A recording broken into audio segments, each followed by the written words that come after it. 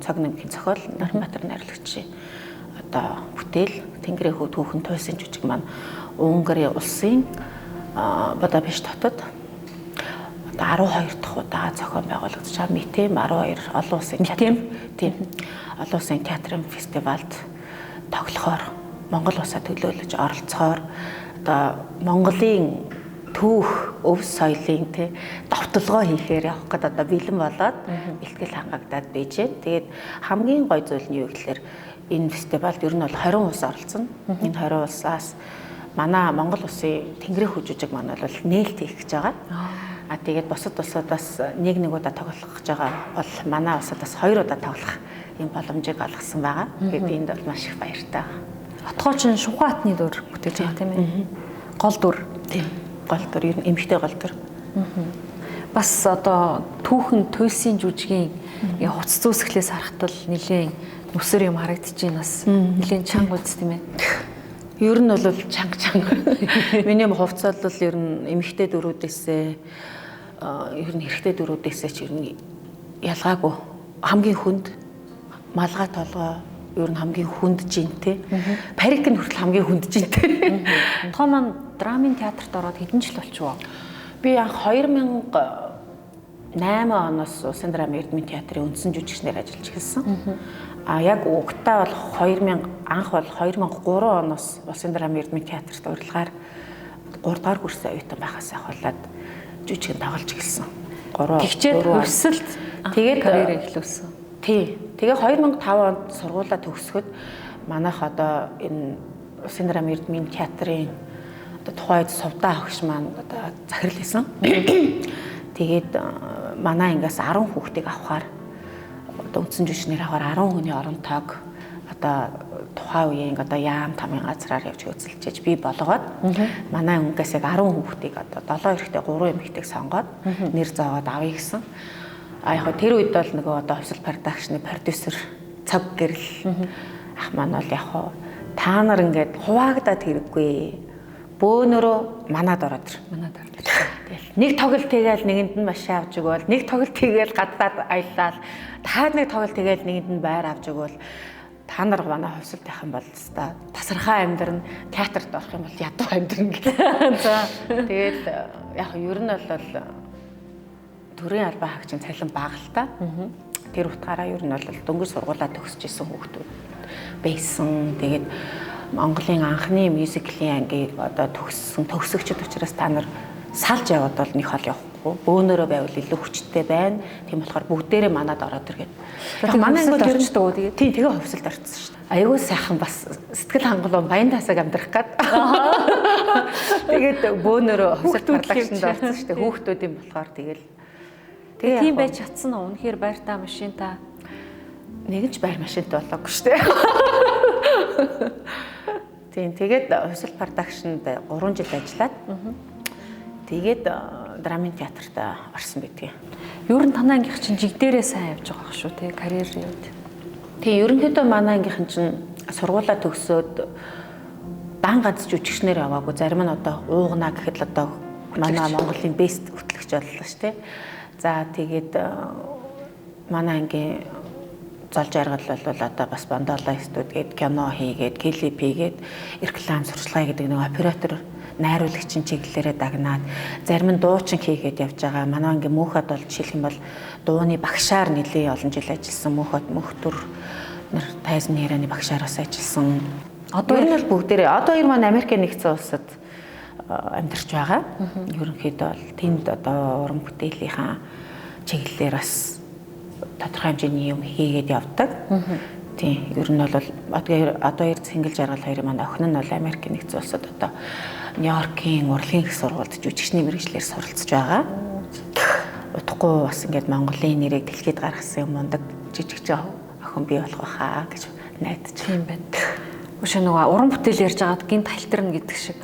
Одоо өөрийг чинь нөгөө Америкт амьдрахаар Америкт олон жил амьдралаа шүү дээ. Одоо яртаа амьдрахаар явсан гээл одоо нөгөө л оддын ховж юм шүү дээ тий. Үний юм уу?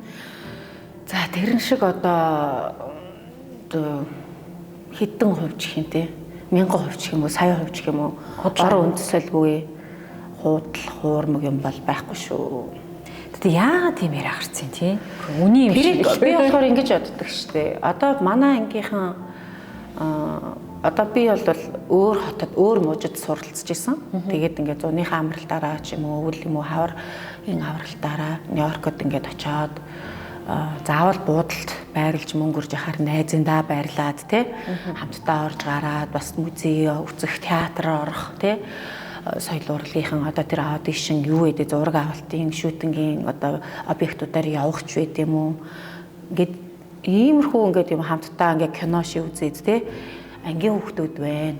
Тэгээд нэг зураг бүрг ангийнхаа тавьсныг одоо манайхан ер нь ингээд хар мас гэдэг чтэй ялангуяа одоо сошиалыг бол манайхан их буруу ашигладаг гэж би хувьдаа боддог.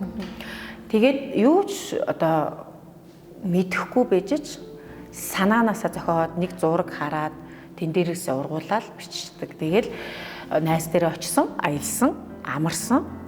Тэгээд нэг зураг авахуулаад тавьсан чинь тэрийг маань одоо ангийнхаа охины нөхрийг булааж аваад хүүхдийг гаргаад ингээд кино зохиол бичээд надаас илүү аимшигтай миний мэдхгүй амьдралыг ингээд зохиогоод одоо баг ч одоо 15 оноос хойш 10 жил одоо тэг бичигдээ явж байна л да.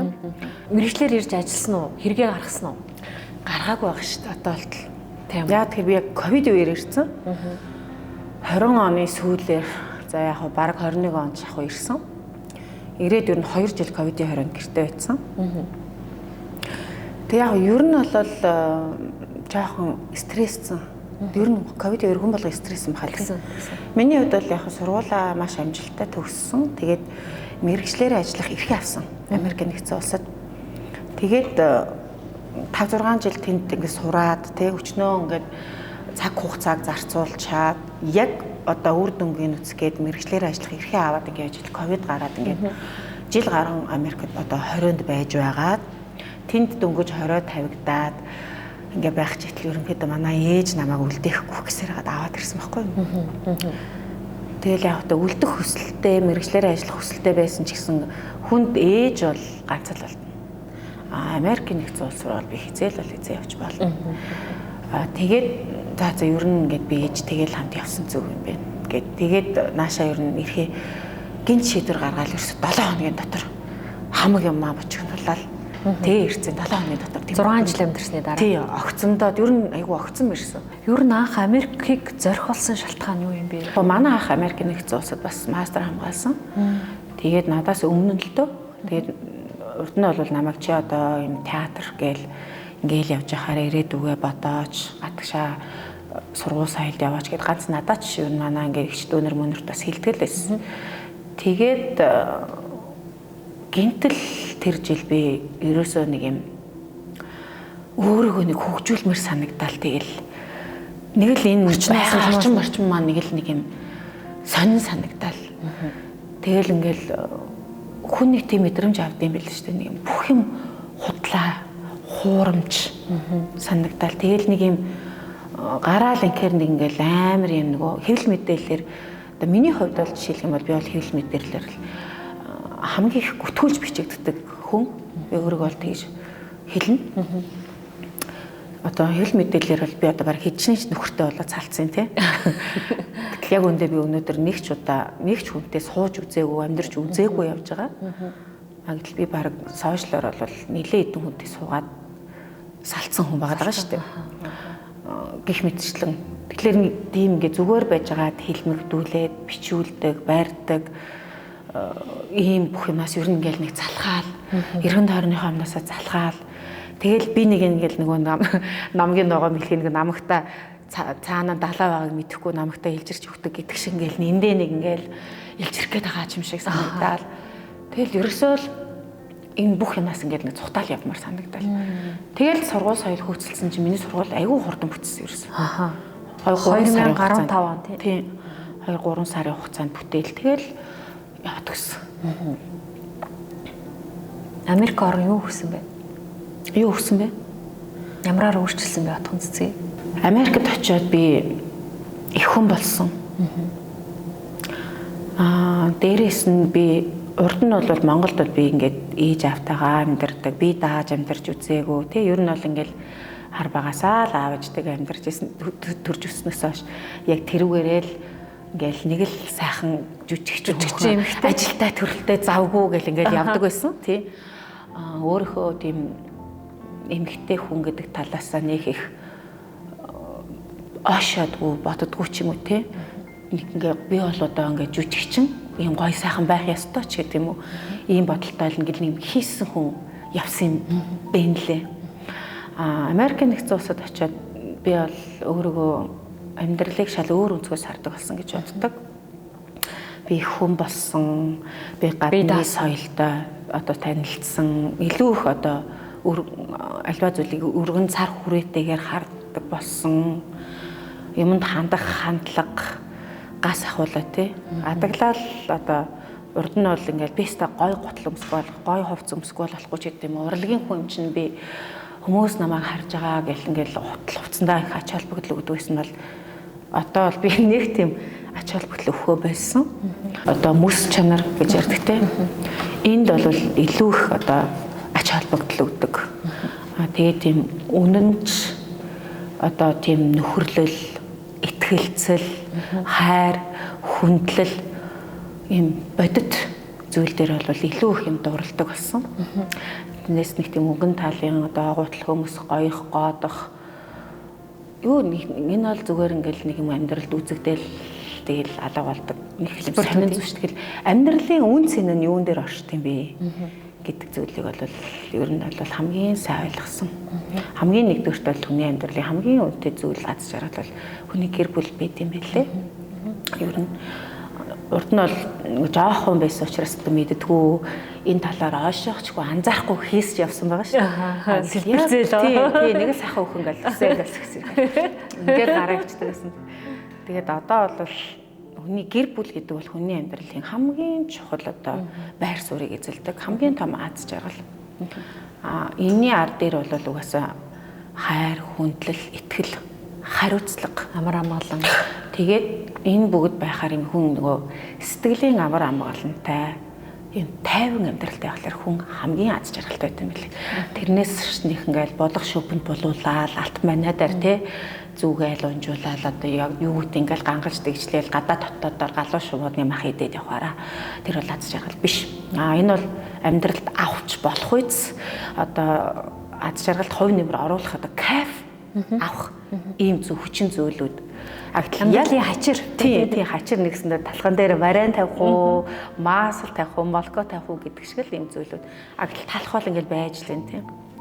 Тэр утгаараа магадгүй би асуух хэсгэж мэдэхгүй байна л да. Гэхдээ одоо нэгэнт ийм том жүжигчнийг урдаа суулгачаад би сэтгүүлчийнхаа хувьд зориг гаргаад асууч хийл гэж бодож байна. Хүүгийн аавтаа танилцаж болох уу? Яагаад амьдарч сууж болоогүй юм бэ гэд асуучмаар л. За хүүгийн аав. За мэдээж хэрэг хайрлаж, дурлаад, үерхэж нөхөрлөөд, дотн харилцаанд ороод ер нь бол 8-9 жилийн хугацаанд бол харилцаатай байсан. Мэдээж хэрэг итгэж найдаж байсан учраас л одоо тийм харилцаатай байсан байх гэж бодож байна. Тэгээд би бол танилцуулмааргүй. Яагаад тэгэхээр би ингэж боддیں۔ Залуу хүн алддаг те. Би одоо тийм нэг залуу байсан да одоо тийм эргээд бодох нь тэр хүнээс илүү би тэр хүнд илүү хайртай байсан юм шиг байна. Тэгээд тэр 8-9 жилийн хугацаанд одоо болох, салах, буцаад нийлэх юм, буцаад уулздаг болох юм зөндөө байсан. Гэтэ тэр болгондоо нэг юм яриад ирэхэд нь би итгээл уулздаг байсан. Буцаад нүрээ буруулаад явахт нь гомдоол үлддэг байсан. Эргээд ирэхэд нь би эргээл баярлал хүлээгээд авдаг байсан. Тэр үеиг бол нөгөө нэг дурлсан хүн сохор гэдэг шиг би бодохдоо би угаасаа сохорцсон байсан учраас яг тэгэж одоо хүлээж авдаг байсан. Тэгээд алдсан. Хүүгийн аав одоо тэр хүн бол бид чинь 2008 онд танилцж ирсэн. Тэгээд 15 онд миний хүү төрсөн байна. Тэгээд одоо хүртэл миний хүү 9 нас хүрсэн байна. Одоо хүртэл тэр хүн миний хүүдний чихэр аваарэ гэж мөнгө өгж үзээгүй. Тийм эцэг хүний хариуцлагыг хүлээх угаасаа дургу юм уу? Тийм хуншгүй ир хүн юм уу? Эсвэл тэнд өөр шалтгаан байдаг юм уу? Гэтэ нэг л ямыг би мэднэ.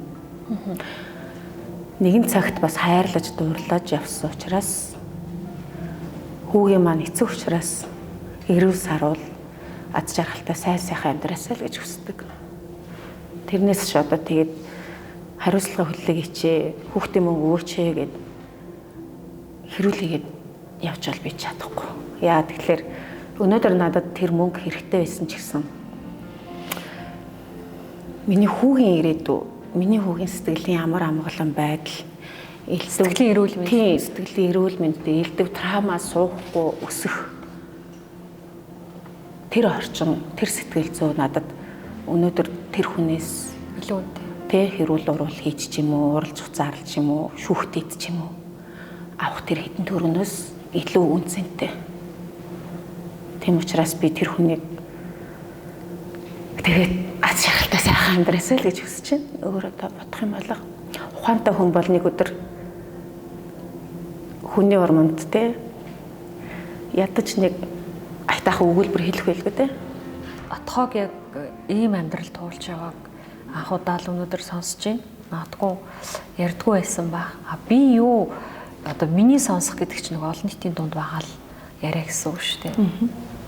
Эсвэргээрээ одоо нөө жүжигчин отгон цэцэгчин их баян хүндний хүүхдийг төрүүлэхээр Америк явцсан гэн. Тэгэл тэнд очиод тэгэл тэр хүнийхээ мөнгөөр туйлаал, ердөөсөө сургууль сураал, ердөөсөө зугаалал ингээ явж идэг гэн.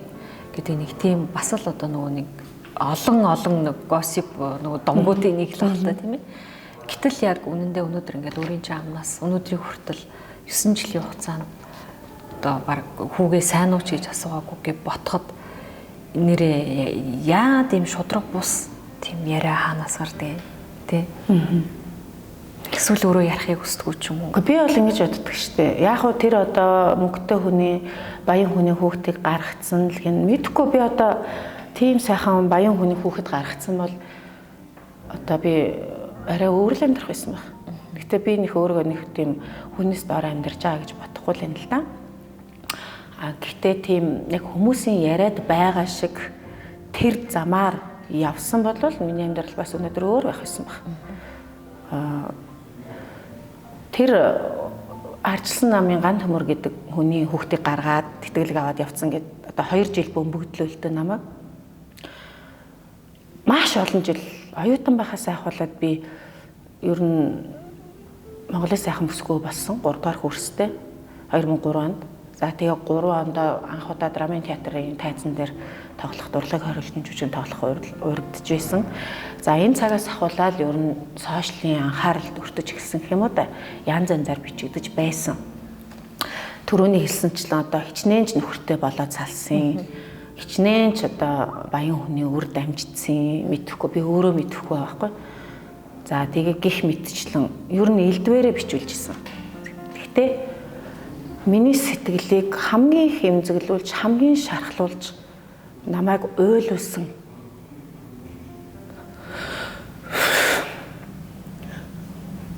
Ганцхан мэдээс баггүй.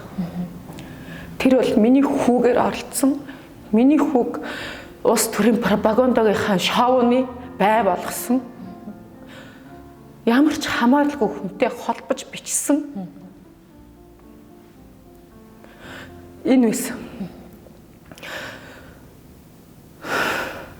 Хүний нэлхүр хорхоод хоргүй гэмгүй мөрөөрөө амьдарч байгаа хүний үрийг яаж ус төрийнхэн бай болгож чадчихна. Би тэр ган төмөр гэдэг хүнтэй ямар ч хамааралгүй. Тэгээ бүр ингээд янз янзаар бичээ. Би яг тэр мэдээнүүд цацагч яхад би хүүтэйг ойлгохна гэртээсэн байхгүй. Би яста төвчгүүгээр одоо хүртэл тэгж байна л да. Аимшигтай байсан. Би өөр ирэхгүй ингээл амар уйлсан. Тэгсэн чинь миний хүү ирээд учрыг нь ойлгохгүй ш. Дий чи та яагаад уйлаад байгаа юм бэ? Тайвшир гэл. Би хүүгээ ингээд тэрвээ тайвшир гэж нуруунд дээр ингээд цогтөг байхгүй юу? Үсээ нийлээл. Нурууг нийлээл ингээд тайвшруулдаг. Тэгээд тэгсэн чинь миний хүү ирээд намайг тэргээл миний нурууг яг ингээд адилхан цохиол үсийг илээл. Нурууг маань ингээд хийлээл. Тэр мөч бол миний амьдралд одоо сошиалаар илдвэр бичүүлж байсан тэр бүх үеийг цаг үеэс хамгийн одоо тийм уур хүрмээр, гомдмоор, бухимдмаар, бачуурмаар хөхмээр ч юм уу мэдхгүй дэндүү тийм аимшигтай цаг мөч байсан. Тэгээд хамгийн муухай нь би нэг сайн танихгүй л нэг фэйсбүүкээр пост оруулаад явдаг хүмүүс байдаг шүү дээ. Ингээд энд нэг хүн чинь нэг иймэрхүү мэдээ пост оруулаад байдаг. Энэ хүн нэг улс төрөөр явдаг юм шиг байна. Энэ нэг юм бизнес хийдэг юм шиг байна гэдэг шиг бид нар мэддэг шүү дээ. Шал танихгүй нэг тийм хүн надад фэйсбүүкээр орж ирээд сайн уу найзаа гэж орж ирж байгаа. За тэгснэ ийм юм яваад ах юм гэд нөгөө мэдээг над руу явуулж байгаа. Энэ худлаа бицтэй үний юм уу гэж. Тэгэхээр нь би юу яриад байгаа юм бэ? Худлаа штэ гэдгсэн чинь миний найзаа чи тэгвэл одоо лайв хийгээч. Энэ ган төмөр гэдэг хүнтэй хамаагүйгээд лайв хийлдэ чи хэлээч. Би намайг тэр одоо тэр сонгуулийнхаа ингээд тэ олон нийтийн анхаарлын төвд оруулах гад тэ ингээд ашиглах гад ч юм уу юух миний сэтгэл зүгээр тоглох гээд миний хүүхдийг тэ тэр хар маасны хар энерги дээр тавих гээд байгаа байхгүй юу? Надад тэр мэдрэмж маш муухай байсан. Тэр хүн чанар нь хайчдсан. Яасан муухай тоглоомтой. Би хүсвэл би гений шинжилгээ хийлгэж чадна. Шаардлагатай би тэнд бие штэ. Энэ бүх юмыг би ингээд уйлаад ингээд төвчээж хандлаад ингээд байж хата. Би нэг л юмыг бодоод амаа хамгчихсан. Би хүүгээ л бодчихсон. Хүүгээ би амны байгуулахгүй. Тэ. Энэ улс төрийн энэ сошиал массын амны зугаа болох хүсээгүй. Тийм учраас би шүдэ зугаал дотроо уйлал гаднаа нэг уйлал жарландаа нэг орж уйлал орондоо орж нэг уйлал тий. Ингээд ийм цаг үеийг би өнгөрөөсөн. Олны танил тайзны од байна гэдэг чинь бас яасан хэцүү тавилаа юм тий. Нэг талаараа ингээд олон танигдаад яг урлагийн олон төмний ингээд нүдэн дээр алган дээр амьдарч нөгөө талаараа ингээд ийм удлаа үнэн тий ямар ч шүүл төргүн илтэ бусын мэдээлэл тэр хувийн амьдралд зүрх сэтгэлд ямар хүн дээр тусч идэг юм бэ? Энэ олон жилийн хугацаанд одоо ингээд олны танил болсноос хойш бараг 20 гаруй жилийг өнгөрүүлсэн баг тийм ээ. Хэр одоо дархлаатай болсон бэ нөгөө одын бол од шиг бай одоо тэгээд элд бусаар хилүүлэх нь жам ёсны ил зөв шүү дээ гэж ярьдаг. Яг тэр одын дархлаа суусан уу? Би бол одоо нөх учиргүй нэх од гэхин цааш нөх өөрөөгөө нэг тийм од мод гэж боддгоо шүү дээ. Яг энэ тал дээр бол дархлаа суусан. Яг хэлсэнчлэн адаглал одоо 20 жил 2003 оноос хойш театрын тайзан дээр гарсан 22 жил болсон биз дээ. 22 жилийн туршийн салбарт одоо ажиллаад ингээ явж байхад жишээлх юм бол элдвэрээ бичүүлж л явлаа. Тэгээд бол эзээч би тэгж одоо нугарч үзээгүй. Сая бол ганцхан тэр юм дээр бол миний хүүгээр оролцоход би бол нугарч исэн. Тэгтээ бол яг бидний мэрэгжил бол хатуу. Хэн нэгнийх нь аав нь, ээж нь, ар гэрт нь үнэхээр хүнд асуудал гарчаад хахад ерөөсө тоглолт эхлэхийн өмнө одоо би яг сандаг хгүй манайх саран хөхөж жүжиг тоглож ирсэн байна. Тэгээд Монгол Улсын гавьяа жүжигчин болд эрдэнэ аав нь маш муу байсан.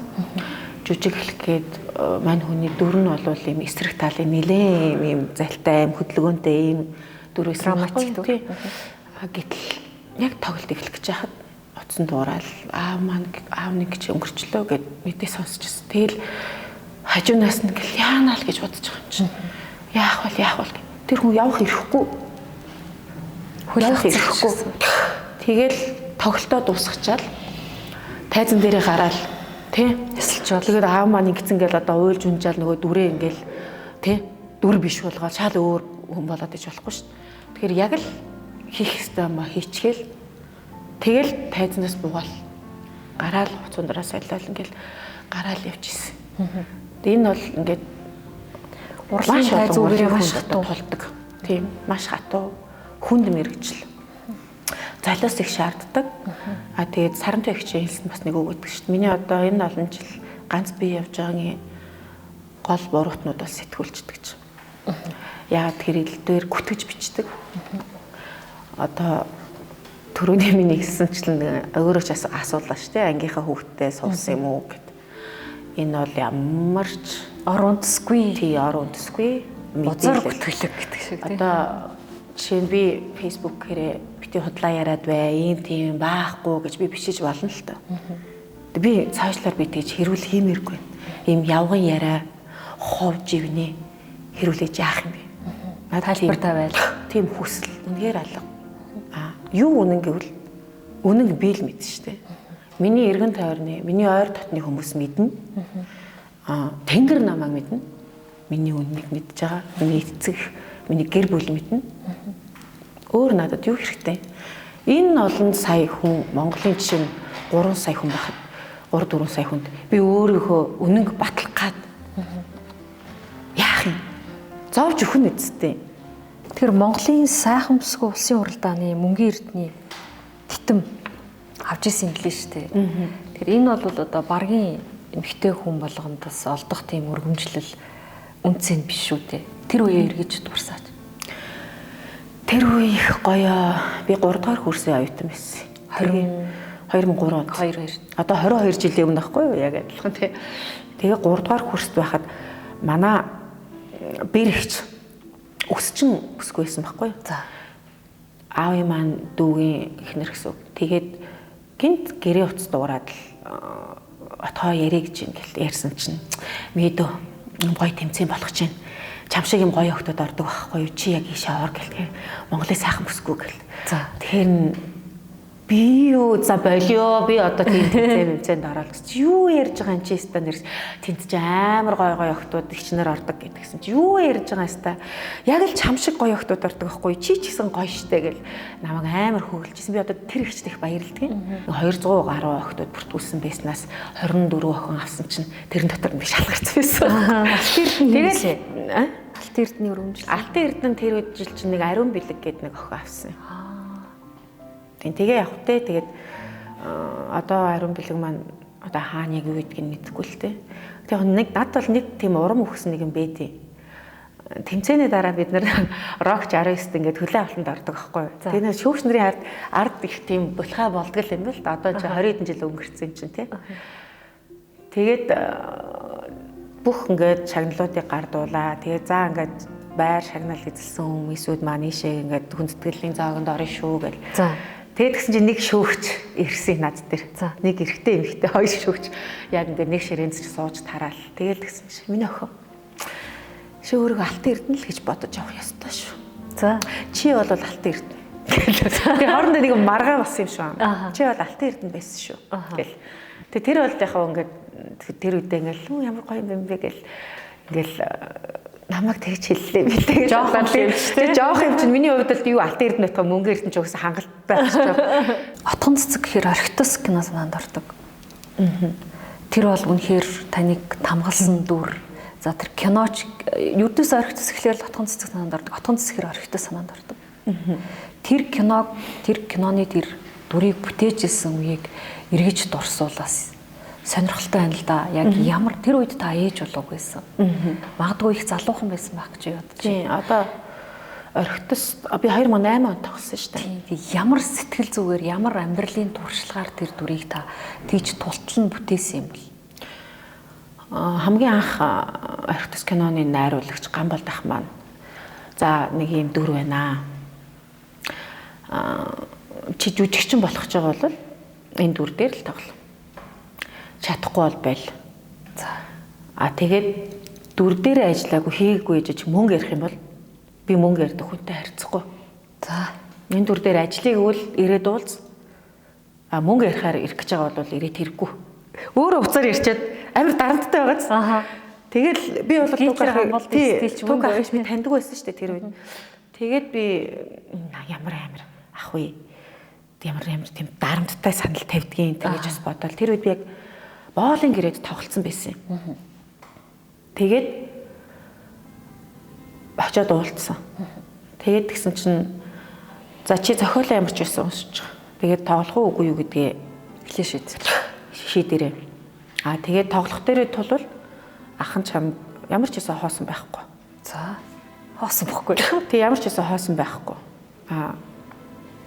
Тэд гэж хэлж чадахгүй гэсэн. Би тэр гол дүрийн одоо тэр ханд гэж эмэгтэйг маш их өрөвдсөн. Яа тэгэхээр адилхан эмэгтэй хүн байхгүй юу? Яг би хүүхэд гаргаагүй залуу байсан ч гэсэн ер нь тэр эмэгтэйн дүр бол яг одооны миний насны эмэгтэйн дүр байхгүй. Тэр чинь одоос 17 жилийн өмнөх хийсэн кино шүү дээ. Гэтэл тэр кинонд ирэх дүр бол одоогийн миний насны эмэгтэйн дүр. Тэгэхээр би 17 тийм 20 насаар өөрөө хөшрүүлсэн байхгүй кинон дэр. Тэгээд тэр гэр хороолол төсөн тэр ахуй, тэр амьдрал, тэр орчин, тэр эмэгтэй сэтгэл зүг мэдрэх энэ бүх юмнууд бол ерөөсөө жүжигчин хүний ажиллагаа л та. Тэгээ би ямар ч байсан тэр эмэгтэйг амар өрөвдөд би айгүй хуйлсан. Ямар өрөвдөлтэй юм бэ гэлтэл ер нь яаж ч утсан би өөрийгөө ингээд жишээ авч бодож үзэж байхгүй. Нэх гоё хайр дурлалтай уучраал тэг гоё ингээл аз жаргалтай амьдрал эхлүүлж ингээл тусдаа гараал яг амьдрах гал ингэсэн чинь өөрөө ч хүүхэдтэй болоог байхад нөхрийнх нь нууц хүүхэд гэл гарч ирэл хүн авчраад өгөхөр чинь айгүй хэцүү шттэ. Тэгэл тэр хүний амьдрал чи өөрөө ч хүүхэдтэй болоогүй байж нэг хүний хүүхдийг ингээл араас нь хүүхэдтэй болоод тэгэл илүү дутуу хавийн хавиргын тэг хажуу хавиргын хүмүүсийн ховчив те дагвар хүүхэдтэй ингэсэн тэгсэн гэл ер нь тийм айгүй өрөвдөлттэй амьдрал байсан. Тэгээд туг ахтай бол за би тоглоё гэсэн. Тэгэл тэгсэн чинь за ах нь хоосон байхгүй л гэж хэлсэн надад. Үгсэн чигээ. Тэгээд тэр кино тоглож исэн. Тэгээ би ер нь бол өөрийнхөө алхаа гიშгээ дуу хоолой нүүр бодог нүдний харц үс гизэг одоо юу гэдгийг үйлдэл тий бүх юм дээрээ маш сайн ажиллах ёстой гэж би бодсон. Тэгээ магадгүй би ингэж боддیں۔ Тэр үед туг ах чи жүжигчин болох ч юм бол энэ дүр дээр ажиллаж чадахгүй бол хэрэггүй гэж хэлсэн үг бол их хорон үг байсан. Тэгээд ер нь бол би тэр дүр дээр ажиллаад ингээ гаргасан. Тэгээд маш амаргүй байсан. Орхитос тоглосны дараа бол би маш их тийм ядаргаан стресст бол орсон. Тэгээд өрсөлдөө талбай дээр би чинь ухаан алдаж унаад эмнэлэг төрөл өвдөжсэн шүү дээ. Тэгээд яг ер нь бол тийм миний нэг тийм одоо жүжиг дүр дээр ажиллах ажиллагаа тийм нөгөө юу байхгүй юм. Зүрх сэтгэлээсээ ингэж нэг чин сэтгэлээсээ тэр нөгөө дүрийн оронд өөрийгөө тавьж ингэж мэдэрч орж ажилдаг ийм төрлийн юм байхгүй юу. Одоо уйлсан ч гэсэн ингээд үнэн зүрхнээсээ уйлдаг ч юм уу тий. Тэгэхээр одоо нөгөө тийм яг ингээд дүрдээ хит ороод тоглоод тэрнээс болоод галзуурсан ч гэдэм үү тэрнээсээ болоод ингээд янз болсон дэлхийн маш их алдартай мундаг жүжигчид байдаг штэ. Одоо сүүлд бол тэр Жокер тоглодог залуу тий. Тэнгүүд тийм жоохон өөрт бол амар хортой. Сэтгэл санааны хувьд сэтгэл зүйн тийм нөлөөлөл надад өгсөн юм шиг. Би нэг зөв хараад 1 сарын хугацаатай байрлаад ирсэн чинь манай их чинь намайг тэгсэн байхгүй чи нэг сонирн болчих өөрчлөгдөж гэдэг. За. Тэгээд яасан би хараа өөрчлөгдсөн гэдгсэн чинь чи нэг сонин юм хөгшин ч юм шиг хөгшөрсөн ч юм шиг нэг сонин өөр болсон байна гэж надад хэлжсэн. Тэгээд тэгтэл үрдээ орсон юм шүү дээ. Тийм тэгээд тэрний дараа манай багш нар бас надад тэгж хэлжсэн. Миний охин чи энэ дүр дээр л үнэхээр сайн тоглосон байна. Жүжигчний чи хийх бүх юмаа хийсэн байна. Тэгээ би нэг эмнэлэг твцсэн. Ядаргаад ороод нэг стресст ороод тэгээ тэрний дараанаас киноноос хойш тэгээд эмнэлэгт намайг эргэж ирээ. Тэгээд дахиад миний охин тэгж ингэж бүх зүрх сэтгэлээ зориулж тэгж тоглож болохгүй шүү. Ийм дүр дээр ийм хүнд дүрүүд дээр тоглоход жүжигч хүн өөрийгөө нөөж тоглох хэрэгтэй. Чи болохоор өөрийгөө бүх юмаа ингэж дэвсэлсэн байна. Дэвсээд ингээд тоглолцсон. Тэгээд эн чинь ингээд муугаар нөлөөлдөг. Тэгээ ийм юм мундаг жүжигчд бол ийм юм асуудалд ордог. Манай Монголоос бол хүн чулууны нөлмөс тоглосон зэрэг баган баг бас ярддаг штэ. Тэгээд ийм аюултай байдаг юм аа. Тийм учраас өөрийгөө нөөж бай гэж багш нар маань хүртэл хэлжсэн. Тэгээд тэрийг бол би одоо боддог байхгүй юу? Ер нь бол жүжигчний ажиллах яа. Гэтэ тэгж нөөж төр зүр ингэж тоглоно гэдэг бол аюу хэцүүлтэй. Үзүүлж тоглоно гэдэг бол нөгөө өөрийн сурсан төр дээр ажиллах тоглолтын бас арга барил маань яг чи сэтгэлээсээ гэдэг болохоор. Гэтэ яг тэрийг бол маш бодов штэ. Гэтэл нөгөө представлены нөгөө гаднаасаа ингэж үзүүлж нөөж те ингэж үзүүлж тоглож жүжигчд болохоор штамп суух аюултай байхгүй. Штамп суугаад тэгээд яг нэг л барилаараа тоглодог. Дүр нь өөрчлөгдөө, зохиол нь өөрчлөгдөөд кино ч юм уу, жүжигэн ч юм уу өөрчлөгдөд байдаг. Тоглолт нь нэг л адилхан манертай нэг л хүн байгаад байдаг. Нэр нь өөрчлөгдөөл яваад байдаг. Ийм штамп суух аюултай байхгүй үзүүлж тоглоно гэдэг бол. Тэгэхээр ер нь аль талаасаа миний хувьд бол тийм амьдрч тоглож тэнгүүдээ представлены тийм үзүүлж тоглодог тал дээр миний хувьд бас суралцах ёстой л гэсэн үг байхгүй. Тэгээд бас тийм тал дээр одоо бас нэгэн салбарт 22 жил ажиллаж байгаагийн хувьд бас туршлагдж байгаа л гэж бодож шүү дээ. Ухаан сууж байна. Тэрнээс хойш 2008 оноос хойш 17 жил өнгөрчөөд байна шүү дээ. Тэр чинь жоох хоохон гэсэн үг шүү. Тийм. Тэгээ хангалттай үнэлүүлсэн үү? Үнэлгээ яг ондоохгүй гэсэн гэлөө. Зүгээр ахгүй лээ. Ямар ч байсан хоосон байгаагүй. Яг тэр үед би тэгээ 500 сая төгрөг авчихсан. Тэгээ яг нь одоо хэр төвшин үнэлгээ? Яг тэр үедээ бол тийм их мөнгө тийм хангалттай үнэлгээ бол биш байсан. Яг үнийг хэлэхэд. Гэхдээ би ингэж боддیں۔ Тэр 500 сая төгрөгөөс илүү их хангалттай үнэлгээг би ард түмнээс авсан. Би өөрөө хийсэн, ажилласан, ажиллагаа, тэг гаргасан дүр одоо юу гэдэг. Тэгээд жүжигчин хүний ер нь цорын ганц зорилго ивэл хийсэн дүртэй байх. Тэгээд дүрийнхээ нэрээр дуудуулна гэдэг чинь чи хинбэ гэдгээ баталж чадж байгаа байхгүй юу. Тэгэхээр надад ийм үн цэнийг өгсөн ийм дүр байсан. Тэгээд тийм болохоор надад тийм тэр 500 сая төгрөг өөрөө ерөөсөө тийм сонирн биш. Тэгээд яг энэ бол тэр үедээ ч би нэг голоогүй. Тухайн үед бол гэхдээ энэ бол ер нь бол бага мөнгө. За яг тэгээ хоосон биш л байна. Гэхдээ би ямар ч исэн энэ найруулагчийн хэлснээр өөрийгөө би хинбэ гэдгийг харуулсан. Би ийм ажиллагаатай ийм дүрийг надад итгэж өгсөн. Тэрэнд нь би баярлж ирсэн. Магадгүй орхитос киноны хандын дүрийг бүтээснээр отхон цэцэг бол одоо эсрэг дүрийн хатан хаан гэдэг ч юм уу.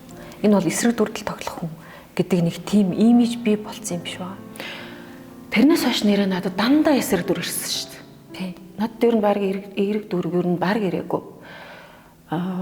Ер нь тэгээд эсрэгтэй маш их тийм аим шин кинонуудын гол дүрийн саналууд маш их ирсэн. Тий, одоо тэр аюултай харилцаа шүү дээ бас тий. Тийм. Тэгэхээр чин 2008 оноос хойш аюултай харилцаанд би 14 онд тогсон байхгүй 13 онд. Тэгэхээр чин би 5 жил би киноноос татгалцсан байхгүй юу? Орхицоос хойш. Тийм яг тэгэхээр дандаа эсрэг дүр тэгээд аим шин киноны гол дүр мөрч юм уу. Тэгээд би нэг нулимуулах, доромжлуулах, гутаагдах тий чулуу шидүүлэх, ус цацуулах байт юм уу ингээд янз янзын юм юмнуудыг би их мэдэрсэн.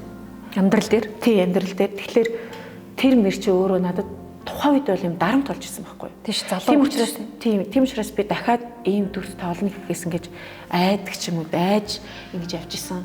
Тэгээд тийм дөрүүдээс татгалзаж исэн гэд одоо өнөөдрийн хэмжээнд би бодглохоор юундээ айж татгалцсан.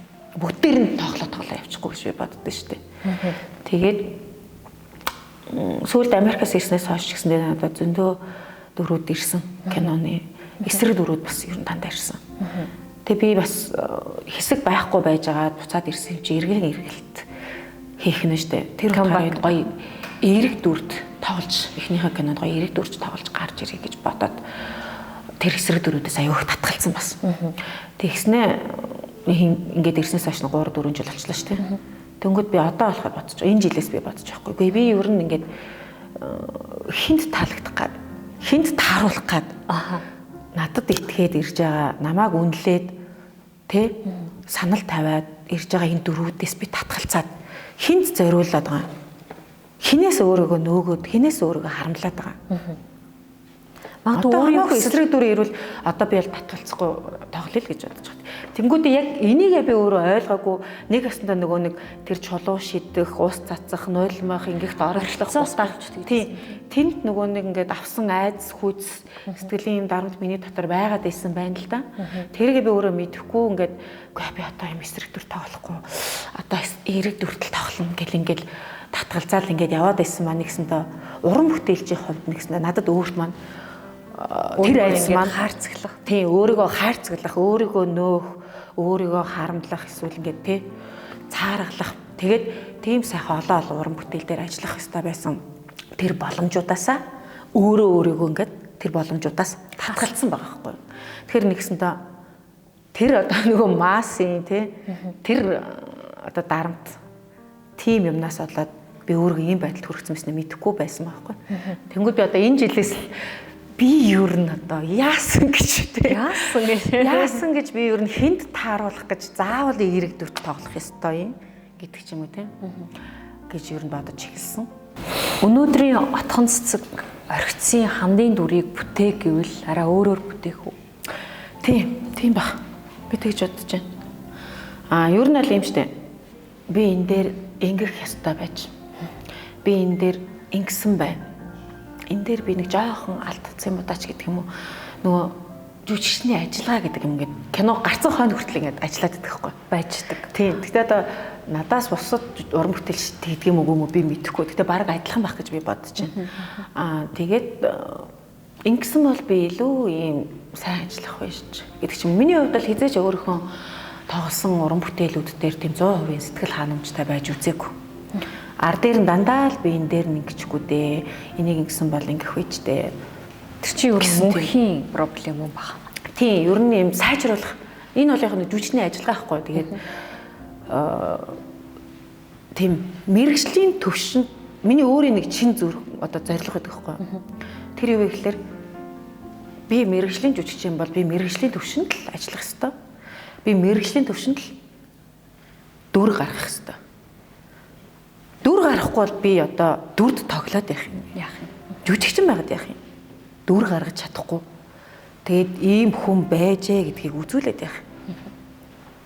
Тэгээд сүүлийн үед бол тийм үзүүлдэг жүжигчд бол ер нь маш их олширсан. Яг ер нь ингээд дүр гарч ирэхгүй байна гэдэг чинь л үзүүлээд л байгаа асуудал байхгүй. Бараа тоглодог тийм зүгээр ингээд одоо нэгсэндээ уйллаа гэхэд уйлах гэж тоглоод байгаа байхгүй. Одоо бодит амьдралаас жишээ авъя л да. За би одоо сайн ингээд өөрөө ирэхгүй уйлчлаа шүү дээ. Одоо миний хүү ингээд оролцуулаад ингэсэн гээ те. Тэнгүүд би тэнд би уйлаа гэж хүсээгүй байхгүй юу? Мэдээж хэрэг би хүнд нулимсаа харуулахыг хүсэхгүй. Тэр ингээд миний ингээд зүрх сэтгэлийг шархлуулсан юм хэмзэг сэдв болсон учраас өөрөө ирэхгүй би ингээд нулимсаа барихгүйгээр ингээд уйлчихж байгаа байхгүй юу? Тэгсэн хэрнээ би ингээд гараад байгаа нулимсыг би ингээд учиргүй мэлмрээд уулахгүй ингээд барьж байгаа байхгүй юу тий? Энд чинь ингээд тэр хүн яаж юм гэдэг дотоод сэтгэл нь хүртэл ингээд харагдаж штэ. Гэтэл ингээд энэ ста зовлон байсан. Ингээд уйлал ярьсан бол би өрөвдүүлэх гэж жүжиглсэн болох байхгүй юу? Хүчилээд нөгөө тэг хүчилж жүжиглэж байгаа байхгүй. Тэгээ нэг ста завлан болохоор хүн уйлах ёстой. Жаргал болохоор хүн инээх ёстой. Тэ хайртай дурлал, хайртай гэхлээрээ одоо хайртай гэдээ очиод тэврээд үнсэх ёстой ч гэдэг юм уу. Элементарны юм ойлголтуудаар л тоглоод байгаа байхгүй юу? Гэтэл хүн жаргалтай хүний дүрд тоглож байгаа ерний асар их сэтгэлийн зовлонтой бол яг уу. Түрүүн би болд эрдэнэ жүшнэр жишээ авсан тий хайсан дээр стан нэрээ бүх юм хийгээл нэг ч алдаа гарахгүй. Тэр эцгээгээ алдсан тэр сэтгэлийн гуниг шарах шаналлд нэг ч тусал нулимс гарахгүйгээр тэр жүжигийг ста дүрээ ажиллаа хийгээл тий буцалсан тий тийм галзуу тоглолт хийгээл гараал тайснаас буугаал ёслол гараал уйлал явж байгаа хгүй ингээл нулимсаа байж дийлэхгүй. Тэгэхэд тэр тайзан дээр тэр хүн тэр жаргалтай дүрийг гаргаад тэр шуналтай дүрийг гаргаад ингээд тоглоод явж шин. Ер нь бол ямар ч өгөгдсөн нөхцөл бай тэр дүрийн характер, мөн чанар Тэгээд өгцөн нөхцөл болоод өнгөрсөн түүх. Тэгээд ирээдүйн зорилго бид нар амар сайн тодорхойлоод тэр дүрийн характер дээр л маш сайн ажиллах хэрэгтэй. Тэгээд зорилгоо маш сайн тодорхойлоод бодит амьдрал дээр хүн яах вэ гэж л тоглох хэрэгтэй болохоос ш мэдэрч. Тэрнээс ш за энэ дээр нэг инээчлээ, энэ дээр нэг уйлжлаа болно гэж тоглоодох юм бол угаасаа амьд дүр бүтэхгүй байхгүй. Уг нь Месси мөнгөн эрдний өргөмжлөлтэй. Эмэгтэй бол тайзан дээр ч юм уу, бэлгэцэнд ч юм уу үргэлжлээд эрэг гол дүрийг бүтээх ёстой юм шиг. Гэтэл хотгон цэцэг яг практик дээр дандаа сөрөг дүр бүтээдэг. Яагаад гэж та боддог вэ? Гэхдээ яг яагаад тэр энэ дээр нэг юу нөгөө анхнаасаа л орхитос гэдэг эсрэг талын хойд ихийн дүрээр гараад ирсэн. Нэгдүгээрт тэр асуудал, хоёрдугаарт би ч нэг тийм инхийн цагаан тагтаа шиг тийм уйхан туйхан зөөлн тэ Урсгал ус шиг дүр төрхтэй хүн биш л тэ. Би бол өөрийгөө нэг тийм характерны эсвэл нэг тийм хүчрэх ч юм уу те харизм тийм юм харизмтай тэр талын тийм фактортай хүн гэж боддог байхгүй. Тэгэхээр гисэн ч гэсэн одоо энэ Холливуд ч юм уу гадныхан болохоор дүрээ найруулагч нар ингэж хуваарлаад тэр жүжигчний ур чадвар дээр тулгуурлаж дүрээ хуваарладаг. Энэ дүрийг энэ л хийнэ. Энэ бата өөр хэрэггүй ч гэдэг юм уу чадахгүй ч гэдэг юм уу. Энэ тэр хүн зөөлөн төрхтэй байна уу, хурц төрхтэй байна уу? Тэр хамаагүй яг нэг юм ур чадвар дээр тулгуурлаж дүрээ хуваарлаад тийм кастингаа тийм маркетингтайгаа амар уялдуулж тэгээд асар их тийм өндөр одоо бажетээр хийдэг учраас одоо тийм эргээд ер нь тэр зөөлөн юм уу ширүүн дүрхтэй хүн байлаа гэхэд тэр зөөлөн хүний дүрд тоглоход тэр жүжигчнийг эвдэж харуулж ч юм уу те тэгснээрээ өөрөө тэр нөгөө маркетинг гэх сайнаар нөлөөлдөг ч юм уу ер нь тийм байгаад тий. А манад болохоор энэ угаасаа эсрэг тоглолт юм чи ингээл эсрэг дүрт энэ яг болно. Энэ зөөлхөн царайтай юм чинь энэ яг ингээл эерэг талын дүр гэдэг ч юм ингэж нэг штамп яваад шүү дээ. Тий. Ерөнхийдөө нэг баригдмал гэх юм уу та. Тэнгүүд энэ өөрөө тийм үзүүлэн байхгүй юу? Үзүүлэнгийн хэлбэр гэсэн. Гэтэл бодит амьдрал дээр одоо Виктор Хьюгогийн Notre Dame de Paris гэдэг байгаа тийм. Яагаад дэлхийд алдартай зохиол. Тэр үзээрийн муухай царайны ардах тийм Квазамотогийн ард тэр дотоод сэтгэлийн гоо сайхнаар гаргаснараа алдартай байгаа байхгүй юу. Тэр Эсмералда улаан даашинцтай эмэгтэй яагаад алдартай? Тэр зохиолын гол дүр. Тэр үзээрийн муухайг тэр гадаад хардж байгаа байдлаас нь дүгнэж чигшээгүй. Дотоод гоо сайхныг нь олж харсан. Тэр зүгээр л энэ бол зүгээр хардж байгаа. Гэхдээ тэр хүн амар биш. Үнэхээр сайхан сэтгэлтэй минийдийг харж чадаад тэгээд Квазимотод харьцаж байгаа шүү дээ. Энийг ингээд бодит амьдрал дээр харуулж байгаа. Тэрнийгсэндээ тийм ширүүн төрхтэй ч юм уу эсвэл царай муутай ч юм уу хүн болгоо муу хүн юм уу муухай хүн юм эсвэл аимшигтай хүн гэсэн үг биш байхгүй юу? Догшин ширүүн эрцгийч үт юм уу? Инхийн цагаан тагтаа шиг тийм зөөлхөн даруй төлөв төрхтэй хүн болгон инхийн цагаан тагтаа байдаггүй гэсэн үг биш байхгүй юу? Бодит амьдрал дээр бүр эсрэгээр идэх байхгүй юу? Хэдий чинээр даруухан харагдана, төдий чинээ эсрэг бэдэг байхгүй юу? Ер нь бол бодит амьдрал дээр. Тэрийг бол мэдэх нь бол мэдэх байх. Энийг л уул нь бас найруулагч нар олж хараад бүтээл хийвэл дүр гарах хэрэгтэй байхгүй. Бүтээхийг хүсдэг дүр гэж бий юу? Байлгүй яах. Нэг тийм түүхэн уран сайхны кинонд гоё хатны дүр тоглох юмсан гэж хүсдэг жишээлх юм бол тэгэл жүжигчин хүн болгон тэгэл илүү сайхан юм хүснэ. Эерэг дүр бүтээхийг одоо хүсдэг л хэлбэл. Хүсэлгүй л яах вэ? Одоо тэгээд сайхан юмтэй. Тийм сайхан, эерэг сайхан ээжийн ч юм уу, өсгөн дүрд ч юм уу те тоглох юмсан гэж хүснэ. Яг бүр болдог бололцтой бүр гоё ингээл дэлхийн хэмжээний гоё Бродвей мюзикл тоглох юмсан ч гэдэг юм уу те. Тэгээд би илүү хэсгийг би мэдэхгүй л те. Тэгэхээр ер нь тийм хүний хүсэл мөрөөдөл гэдэг бол хязгааргүй. Тэг ялангуяа жүжигчин хүн бол тийм уран бүтээлийн тал дээр, дүр дээр ажиллах ажиллагааны тал дээр тийм маш их тийм цөөвөр чон шиг тийм хүсэлэн дандаа юм тийм дүрж шунсан, эрэл хайгуул хийсэн тийм хүсэл одоо тачаал дүүрэн байх ёстой гэж би боддог.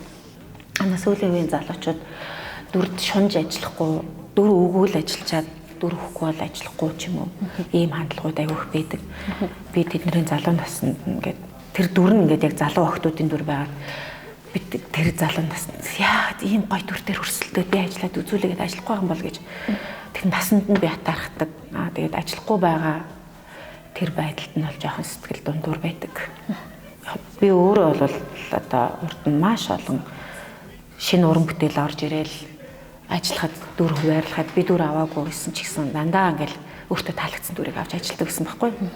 Ер нь бол бас өнөөдрийн отхон цэцэг гэдэг жүжигчнийг бий болгоход миний тэр хувь хүний тэр хүсэл, мөрөөдөл, шунал одоо тэр үсгэл уран бүтээлийн тэр үсгэлэн чанар ч гэдэг юм уу бас нөлөөсөн баг. Тэр дүр болгон дээр найруулагч надад дүр өгөөг байхад би өөрөө тэ дурлаж ажиллаж байсан тэр ажиллагаа болгон маань намайг хөгжүүлж исэн. Тэгэхээр ер нь хөдөлмөр хүнийг бүтээн гэж үгээдэг тийм. Тэгэхээр би болцсон, би болцсаадсан, би чадцсан гэд хүн зүгээр байгаадах юм бол эзэж өгчихгүй. Ер нь шудраар асуучихад яг драмын театр гэдэг ч юм яг танай театрын тухайд яг дүрийн кастинг хэр шудраг зарчмаар явагддаг вэ? Одоо монголчууд нэг юм субъектив хандлага байдаг шүү дээ. Одоо сүүлдээ нөгөө моделууд чи за энэ маань их олон жил явсан юм а одоо нэг топ модель өгчээ гэдэг шиг нэг юм монгол зарчим байдаг шүү дээ. Тийм үйлчилдэг тал бий юу? Ер нь бол ийм ялангуяа том жүжигүүд дээр бол яг л туршлагатай хүмүүсийг дүр дээр тавихгүй бол хэцүү. Жишээлх юм бол одоо энэ Тэнгэрийн хүү. Касови жүжигүүд гэж байдаг. Одоо маск зориулсан бас эн чинь байгууллага тийм байгууллагаас бас тодорхой хэмжээний арилжааны уран бүтээл хийх ёстой шүү дээ. Тэрний нэгэн жишээлх юм бол хайлаас модны дор чамааг хүлээн гэсэн. Энэ дээр жишээлх юм бол энэ бол тийм түүхэн ямар нэгэн тийм баригдмал юм байхгүй. Уран бүтээлч хүн бол өөрийнхөө эрхчлөөтэй ажиллах боломжийг олгож өгч байгаа. Дээрээс нь өөрийгөө хөгжүүлэх. Эрхчлөөтэй ажиллах чинь өөрийгөө яаж хөгжүүлэх бүрэн боломжийг нээж өгч байгаа байхгүй. Тэгэхээр энэ дээр бол жишээлх юм бол ингээд нөгөө бид нар чинь бүгд нэг хамт болоо учраас нэг хүн дандаа гол дүр тоглох ш. Өөр хүмүүс бас гол дүр тоглох ёстой шүү дээ. Тэр хүмүүс бас хөгжих ёстой байхгүй юу? Бас жүжигний ноён нуруу тэ авж явж үзэх хэрэгтэй. Тэр утгаараас тий тэгжиж хөгжиж штэ. Тэгэхээр тэгээд дээрэс нь дараачийн шинэ залуу үеэ хөгжүүлж бид нар бол ингээд одоо бидний өмнөх одоо алтан үе сувдаа огш маань цагтаа залуу жүжигчин байсан. Алтан үеийн ахмадуудаасаа суралцаад явж исэн. Одоо сувдаа огш манай ахмад уран бүтээлч болсон тий. Тэгээ би чинь бас цагтаа залуу жүжигчин байсан чи одоо дунд үе болчиход байна тий. Одоо хэдэн жилийн дараа бас нэг ахмад уран бүтээлч болоод явна штэ 10 жилийн дараа ч юм. Тэнгүүд залуу үе бэлтгэх, хөгжүүлэх ёстой байхгүй. Тэгэхээр яалтчгүй ялангуяа ийм касови тийм арилжааны жүжигүүд дээр бол бас дүр хуваарлтыг бол найруулагч өөрийнхөө сонголтоор энэний нэг одоо ингээд би хөгжүүлээ. Энийн дээр ингэж тэг маркетинг бодлого хий гэдэг ч юм уу ингэж ажиллах нь бол зөв. Үнэхээр одоо том одоо Тэнгэрийн хүүгэл тэнгүүд дөрүүд ингээд хаар яалчгүй туршлагатай жүжигчд дөрүүд ингээд хуваарлаж бас эн чин түүхэн энэ дээр ингээд өөрөөрөө дураараа ажиллаж болохгүй байхгүй. Энд дээр маш нарийн чимхлүүр ажлууд хэрэгтэй. Алхаа, гişгээ, харц, дуу, хоолой, төрөний миний нэг орхиц дээр тий 10-д одоо 20-д насаар хөгшөрсөн гэж ярьж байгаатай адилхан тэр бол түүхэн биш л тий. Гэхдээ энэ дээр бол шал өөрөхгүй. Тэгэхээр ингээд ямар уран бүтээлээс шалтгаалаад гэдэг бас онцлог байгаа. Тэр ер нь бол тодорхой хэмжээний урын сангийн бодлого уран бүтээлчтэй хөгжүүлэх зүгээс бол ингэж дүр хуваарлтыг бас тодорхой хэмжээгээр зөрүүлж байх ёстой. Өөрийнхөө байх ёстой юм байна. Тийм. Та Тэнгэрийн хүү жүжигт эхлээд шивгчний дүр тоглож байгаа сүйд Шунхайтанд тоглож болсон тийм. Тэгэхээр яг тийшээ шилжилт хийхэд бас даруулагчийн хараанд өртгөөс хулаад ур чадварын асуудал байсан баг тийм ээ. Тийм, ер нь бол тийм. Анх бол би энэ Шунхайтны шивгчний дүрд 2011 онд дүр хуваарлахад тоглож исэн. Тэгээд тэр дүр дээр бол би Шунхайтны дүрд бол шунсан. Тэгээ би үзүүлээ гэж хэлсэн. Бас тэгээд яг тэр үед найруулагч маань бол тийм цаг байхгүй. Цаг хугацаа бага байна. гэж хэлсэн. Тэгээ жүжиг нээгээ тоглоод явж исэн 2-3 жил болсон байсан. Миний хувьд бол нэг уран бүтээлчийнхаа үднэс бол энэ дүрийг баян ингээд ажиллаад хараад явж байдаг гэсэн. Тэгээд тэгсэн чинь нэг урнаа их чинь маань гадагшаа явах болсон юм байна. Тэгсэн чинь юм чухал ажиллаар гадагшаа явах болсон чинь жүжиг тоглох гээд байдаг. Тэгэхээр чинь дублер хэрэгтэй болсон. Тэгээд хэнийг дүр дээр энд гарах уу гингүүд надаас өөр хүн угаасаа байгаагүй.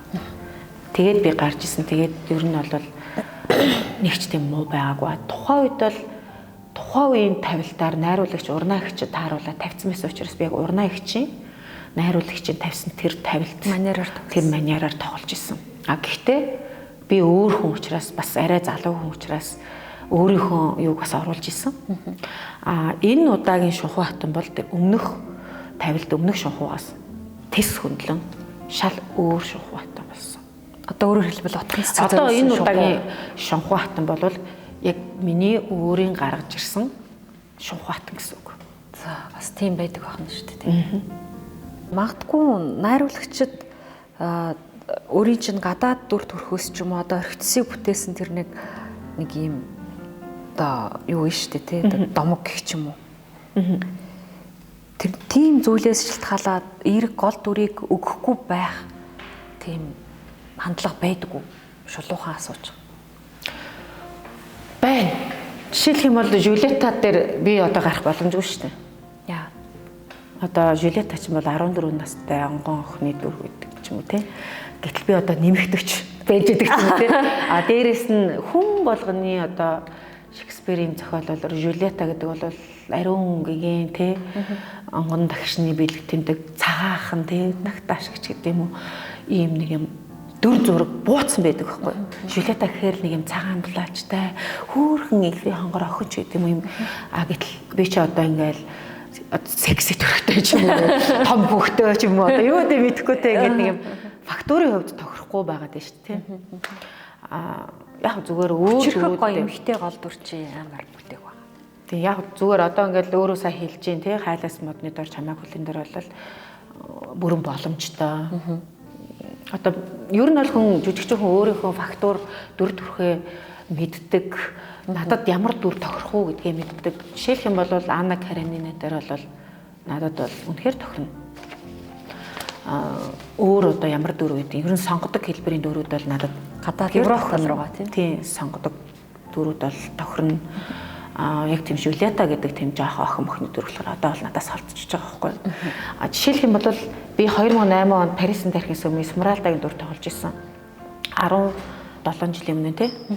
Тэнгүүд одоо би Смралдагийн Парисын тархины сүмийг сэргээгээд хийлээ гэхэд намайг Смралда тоглуулах уу гэдэг асуудал байхгүй юу. Өөрөө бол яг иймэрхүү л асуулт асуугаад байна шүү дээ надаас.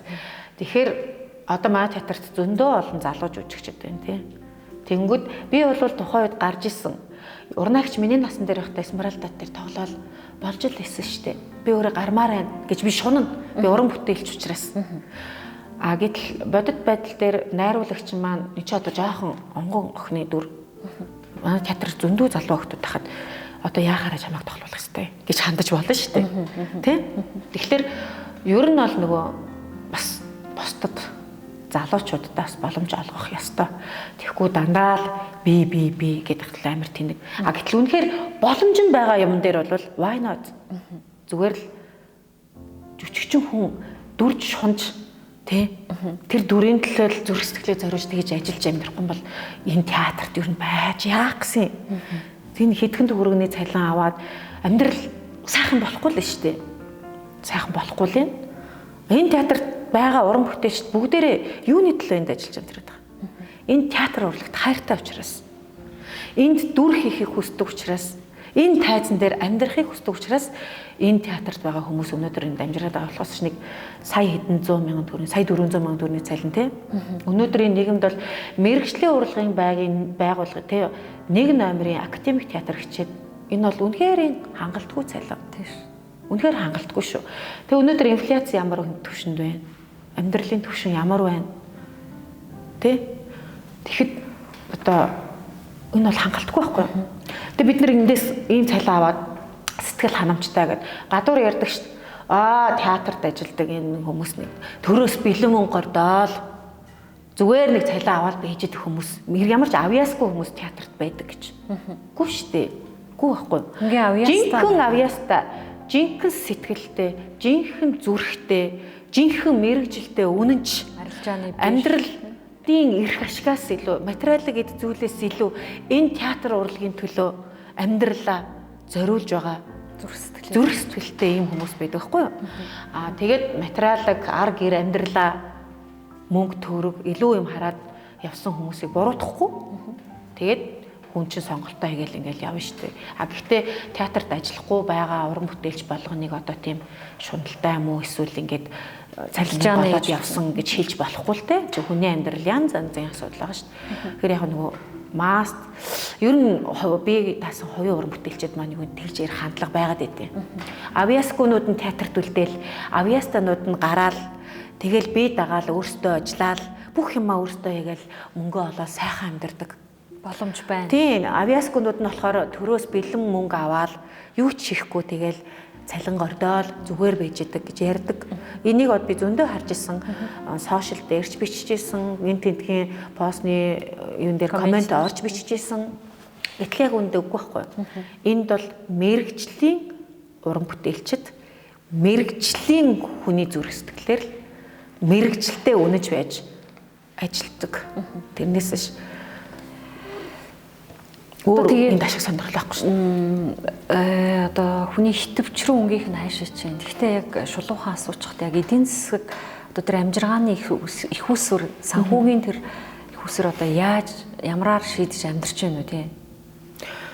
Одоо тэгэл уран бүтээл дээр ажиллана штэ. Гадуур уран бүтээлийн саналууд ирнэ, байгууллагуудтай, хувь хүнтэй, брэндүүдтэй ч гэдэм үү хамтарч ажиллана.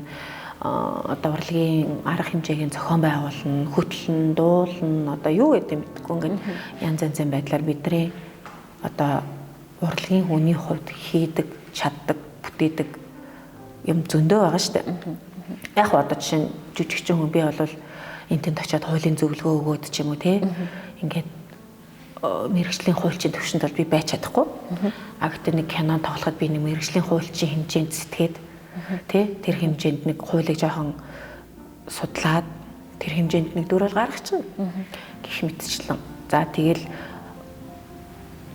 тэр хуульч ирээд энэ театр дээр ирээд дүр гаргаж үжилж чадахгүй шүү дээ. Бараг үгээ хоёр өгүүлбэрээр бүтээлж чадахгүй шүү дээ. Тэгэхээр ингээд нөгөө мэрэгжлийн онцлог гэдгээр бидний чаддаг, хийдэг, бүтээдэг зүйлүүд янз янз. Брендийн нүүр царай гэдэг бол одоо уран бүтээлч жүжигчин хүний амьдралын гэдэг ч юм уу маркетингийн бараг 5% байх хэрэгтэй. Энэ тал дээр отгон цэцэг яг энэ зах зээл дээр хэр сайн тоглогч байж чадчихээн, өөрийгөө яг үнэлж чадчихээн үү? За яг янз янзын саналууд бол ирдэг юм аа. Тэг би яг энэ тал дээр болохоор ингээд одоо олонний танил хүмүүс ингээд брендийн нүүр царай болох эсвэл инфлюенсер болоод тий тэгээд өөрийнхөө тий лайв хийгээл тэгээд бараг өөрөө хэрэгжилж үзээгүй мэдхгүй юм аа рекламдаал судалчлал болсон болоогүй юм гээл тэг нөгөө бараг ингээд мөнгөнд ингээд сүнсээ худалдсан тий мөнгө л олж байвал одоо юу ч хамаагүй рекламдж яадаг ч юм уу. Ер нь инфлюенсер гэдэг тэр үгнийхээ утга учирыг өөрөө ч мэдхгүй төөрцөн тий тэр юм рекламдаад явдаг ингээд байнгын лайв хийгээд юм рекламдад явдаг хүмүүс бол инфлюенсер биш шүү дээ. Энэ бол худалдагч нар ихгүй юу? Сошиал худалдагч нар. Урлагийн нүүр царайгаа ашиглаж одоо царайгаа ашиглаж юм уу? Тэгээд зүгээр л хүмүүст таниулж байгаа. Онлайнаар одоо тэр дэлгүүрийн худалдагч юмаа өмсөөд үзүүлээ зарж байгаатай адилхан л ихгүй юу? Ялгаа нь нэг нь олонний танил царайтай, нөгөө нь олонний танил биш. Инфлюенсер гэдэг чинь нэгтэй нийгэмд эергээр маш хүчтэй нөлөөлдөг.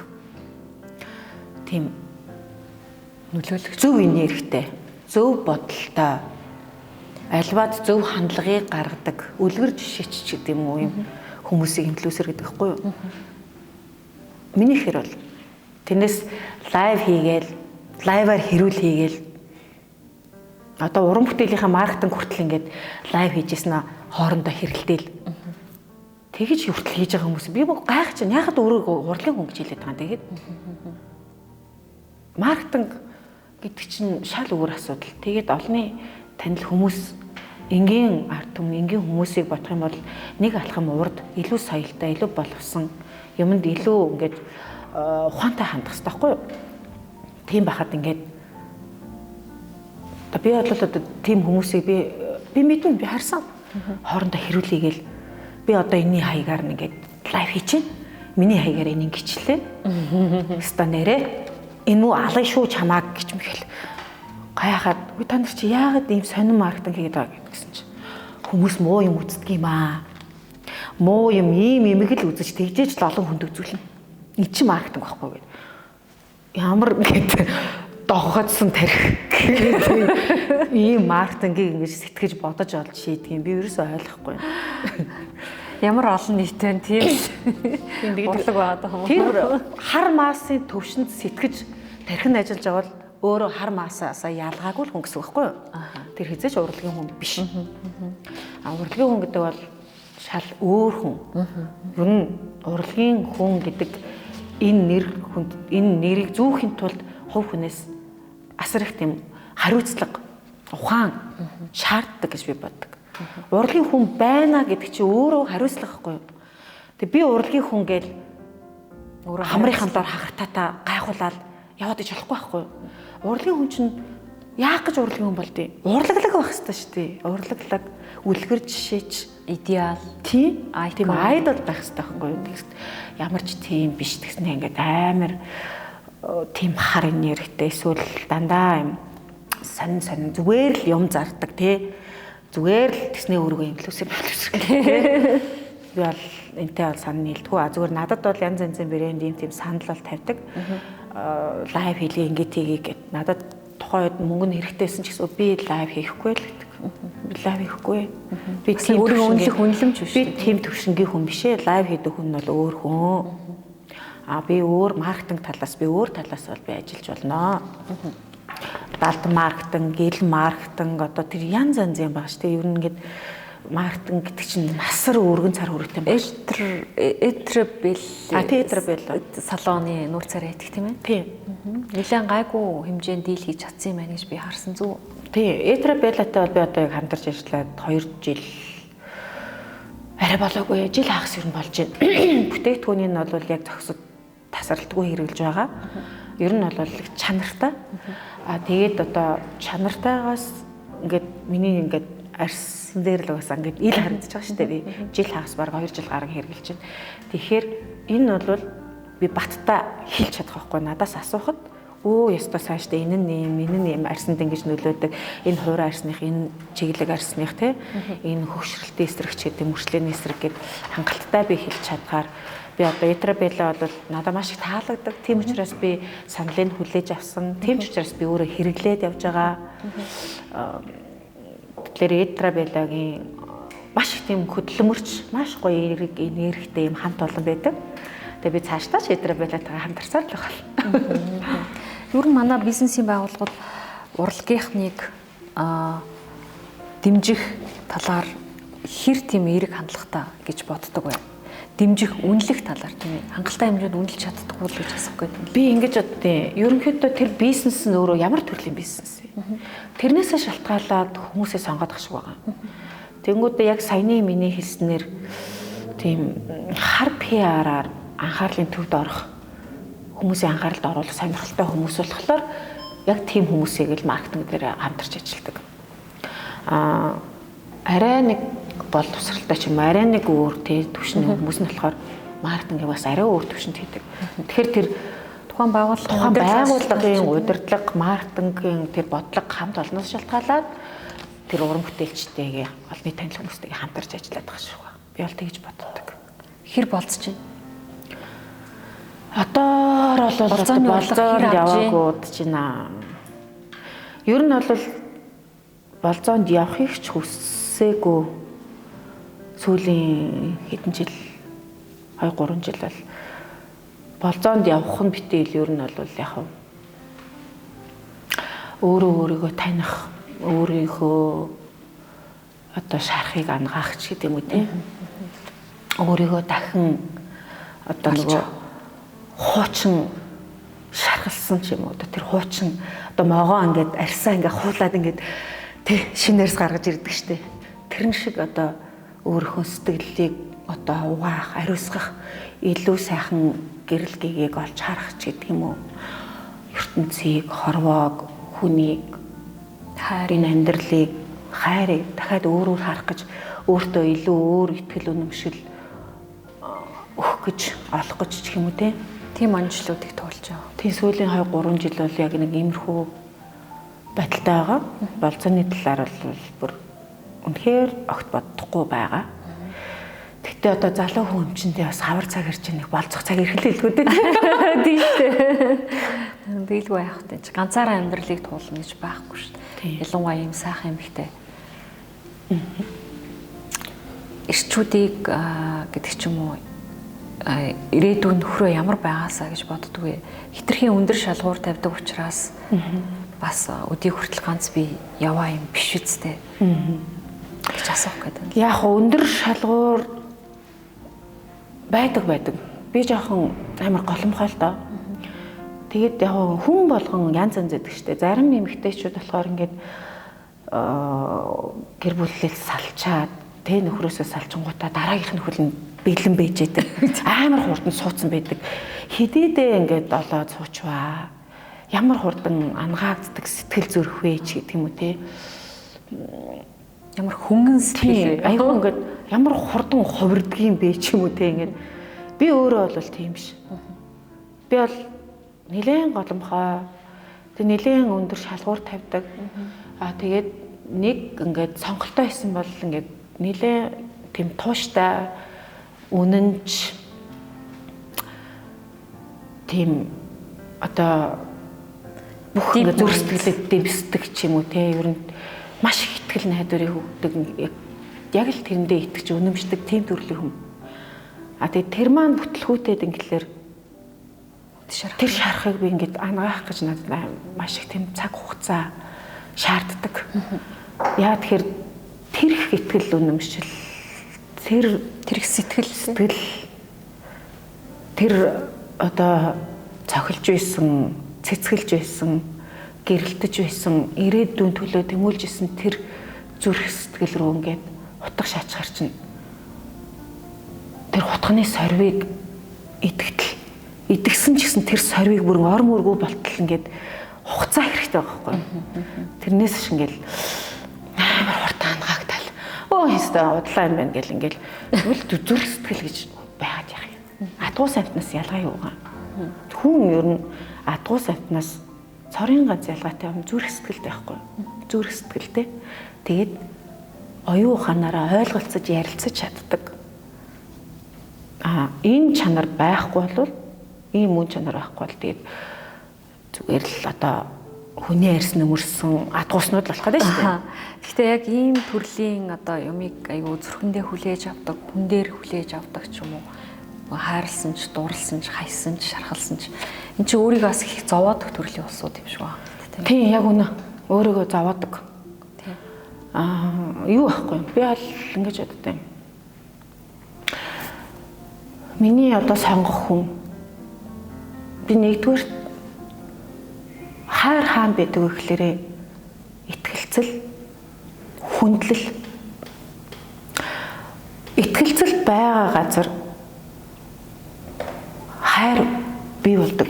Хайрын ундрах бий болдог. Энэ хайрын ундрагаас хүндлэл үүсдэг. Тэгээд итгэл, хүндлэл хоёр байхгүй бол энэ хайр зүгээр ингээд ууршаад байхгүй болчихно. Мянга хайр байгаад хайртай хүнийг хүндлэхгүй бол яах юм бэ? Тийм үстэй. Тэгээд мянга хайртай гээд одоо юм атгах хайрууд гэдэг чинь хардаал, зовоогоол ингээл өмчлөөл. Тийм хайраар яах юм бэ? Хайртай бол итэг. Тэг ингээд хайртай бол хүндэл. Тэр хүний байгаагаар нь хайрлж хүлээн зөвшөөрөх хэрэгтэй байхгүй. Ажлын, мэрэгжлийн алдаа оноотой. Гэхдээ алдаа оноотой хайрлаад, хүндлээд, ойлгоод, уучлаад байх тусмаа эрэгтэй хүн бол ер нь давардаг. эрэгтэй хүн бол ер нь их давруу гэж би бодчих. Тэгээд ер нь хүний мөн чанар шүү дээ. Эрэгтэй тэгэнгүүтээ давраад тэр итгэл, тэр хайр, тэр хүндлэлийг мэдрэхэ болчдөг юм шиг санагдаад байна. Тэгээд ойлгоод уучлаад өнгөрөөгөө тагцсмаа нөгөө хүндлэл нь байхгүй болоод бүр илүү их өмнөхөөсөө муухай арга шингууд гаргадаг ч юм уу тийм болчдөг юм шиг байна. Тэгээ миний сонгох хүн бол би нэгдүгээр тийм хайр, тийм үнэнч, тийм итгэлцэлтэй, хүндлэлтэй хүн маш чухал. Тэр хайр 1000 хайр байгаад 1000 мөнгөтэй байгаад нэг баян тасаг байгаад тэнд хүндлэл байхгүй бол тэр хайр хизээч амьдрахгүй. Тэгээд 1000 хайртай байгаад яах юм бэ? Намайг хүндлэхгүй байгаа хүнийг тийм болохоор ингээд зүгээр ингээд л явуулсан тэр байхгүй. Тэгээд надад хайргүй хүнийг намайг хүндлэхгүй байгаа хүн чинь надад хайргүй л гэсэн үг байхгүй. Тийм. Тэгэхээр хайргүй хүнийг бол би бол 1000 хайртай байсан ч гэсэн ингээд би зүгээр л явуулна. 1000 шаналсан ч 1000 хэцүү байсан ч би ганцаараа хайртай надад хайргүй байхад би яах юм? Нөгөө талаар хувь тавилан гэж байдаг тийм ээ. Зарим хүүхдүүд болохоор ингээд харахнаа ингээд гэдэг шүү дээ. Хайртай гэж хойноос нь шаргуцалтаал, уйлал, унжаал, хүчих гээл араас нь очиад хэрүүл уруул хийгээл би одоо энэ мэдээ бид нар зөндөө юм үзэж харж байгаа шүү дээ. Ингээд нөгөө гэмт хэргийн хаягууд байна. YouTube дээр те янз янзын тийм контентууд бүтээгдэж байна. За хэвлэл мэдээлэл сошиалар мэдээ сонсож байна. Тэгээл нөгөө би гайхаад байдаг хгүй. Хайртай гэсэн хэрнээ яг хайртай гэж хэлдэг энэ амаараа тэр хүнийг гутаанд оромжлоод идэг. Бузар үгийг гаргаад идэг. Хайрт минь гэд тэрвэрдэг энэ гараараа яагаад цохиж нүдэд идэг. Хайр минь гэд халамжлаа илж таалдаг энэ гараараа яагаад тэр хүний ингээд гутаанд оромжлоод идэг. Энэ миний хувьд бол ингээд байж боломгүй хайрахгүй юу?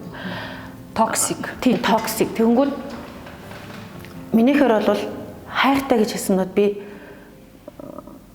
хайртай хүндээ бол би эзэж муухай үг хэлж чадахгүй.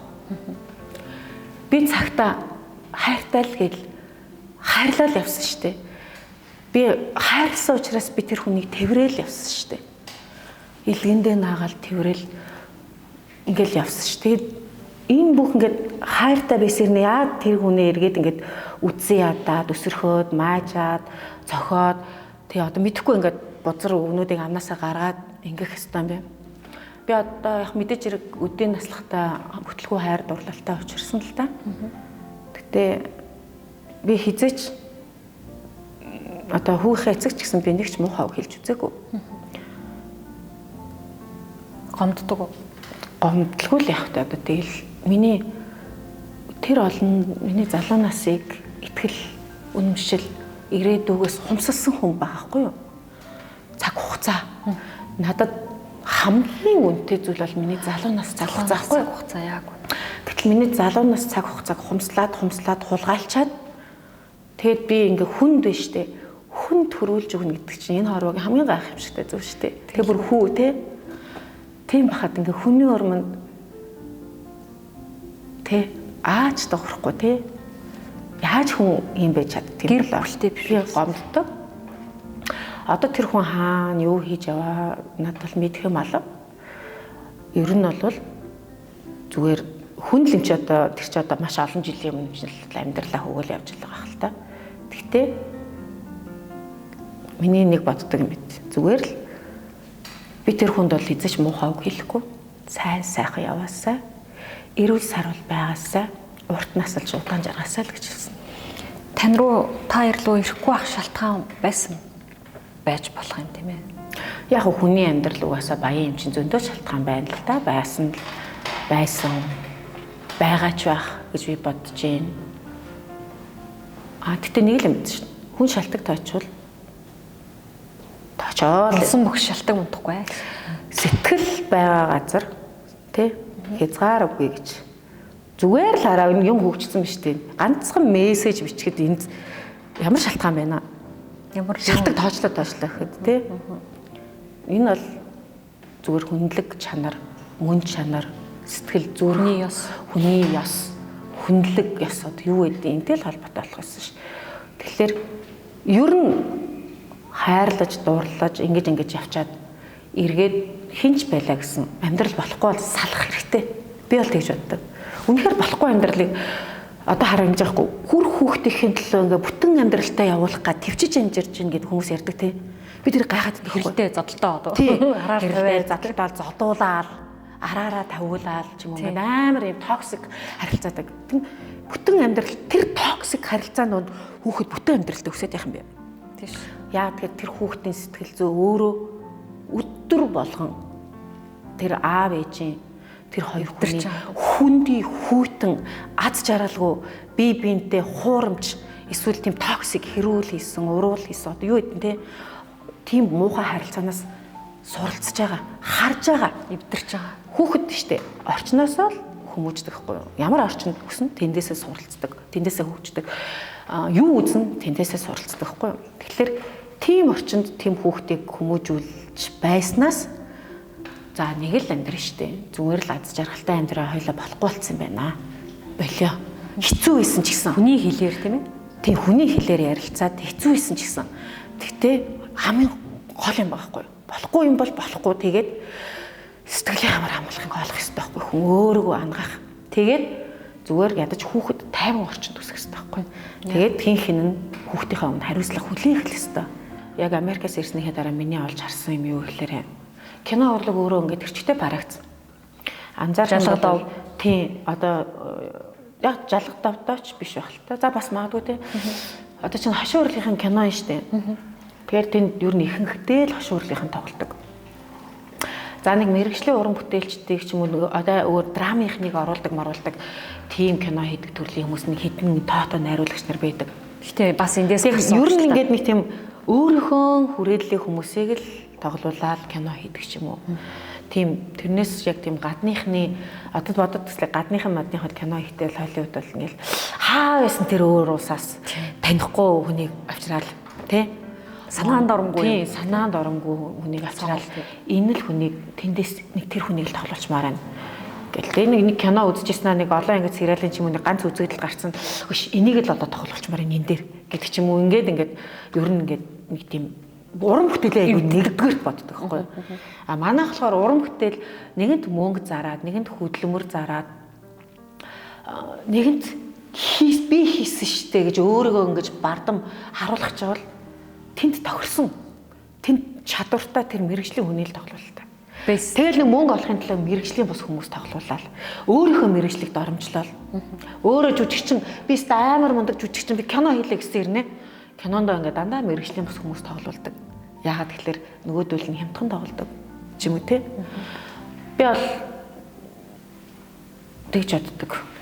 Мэрэгжлийн уран бүтээлч юм бол мэрэгжилтэй хайртай байх хэрэгтэй. Мэрэгжилтэй үнэнч байх хэрэгтэй. Үн цэнтэй хандах хэрэгтэй. Ер нь бол залуухан отгон цэцгийн тухай дуулиан шуугаан нүцгэлсэн нүцгэн зураг авахуулаа. Хотгон цэцэг дахиад нүцгэллээ гэд нэг юм хөвлийн уудаснаа байн гардаг байсан. Нэг хэсэг тий. Үнэхээр ч бас нүцгэлж байсан. А тэр бол ер нь ингэсэн юм аа. Надад ер нь тийм төрлийн санал айгүйх ирдэг гэсэн. Тэгээд мисс синтеттэй холбоотой бах тий. Гэт яа тэр ганцхан миссийн тэтэмтэй биш хгүй юу. Тэр бол нөгөө биеийн пропорц, биеийн харьцаа, галбар энтэй их хамааралтай. Дээрээс нь нөгөө фактор төрөх байхгүй юу. Тэрнтэй их холбоотой. А тэгэнгүүт та хэр өндөр үнээр нүцгэлж исэн бэ? Ер нь ингээ хангалттай хэмжээнд тэгж одоо ингээд яг дэлхийн олон улсын жишээр бол нүцгэл нь дэлгэцийн өмнө нүцгэл нь гэдэг чинь бас нэлээд өндөр үнэлгээтэй. Үнэ тий. Манай хүмүүс чаддаг. Нэг хэсэг чинь тэр ямар контент үлээ нэг юу гарч ирээд тэр баахан ингээ загвар өмсөгч миссүүдийн олны танд хүүхнүүдийн нүцгэн зургуудыг авсан штэ. Аха. Ер нь бол надад зураачтаас мэрэгжлийн зураачтаас нүцгэн зураг зурулаач, нүцгэн татвар болооч гэдэг санал бол маш олоода ирж ирсэн. Тэгээд тийм зураг авдаг хүмүүсээс маш олоода ирж ирсэн. Ер нь бол яг тэрийг штэ салхийг надаар хагалах гэж маш удаан олон гуйсан байхгүй юу. Тэгээд би үгүй гэж байснаа. Мөнгө өгнө гэсэн хүмүүст нь үгүй гэсэн. White Pearl гэдэг нэг сэтгүүл гаргаж эхэлсэн. За. Тэнд сэтгүүлийн эрхлэгчээр ажиллаж эхэлсэн. Тэгээд тэндээс ямар санал тавьсан бэ гэхээр манай сэтгүүлийн эрхлэгчээр ажиллаач ээ. Тэгээд эхний сэтгүүл дугаарыг гаргахад чамаа ингээд туршилтаар ажиллаулъя. За. Эхний дугаар амжилттай бол чамааг албан ёсоор эрхлэгчээр тавина. За. Хэрвээ муу байвал өөр хүн тавинаа. За. Гэт манай тэр найзад санал тавьсан байл. За. Тэгээд нөгөө найз маань одоо сэтгүүлийнхаа албан ёсны тий эрхлэгч болчихгоо эрхлэгч болчихгоо хийчих хамаагүй байдгаар гаргана шүү дээ. Тэнгүүдээ намайг гуйсан.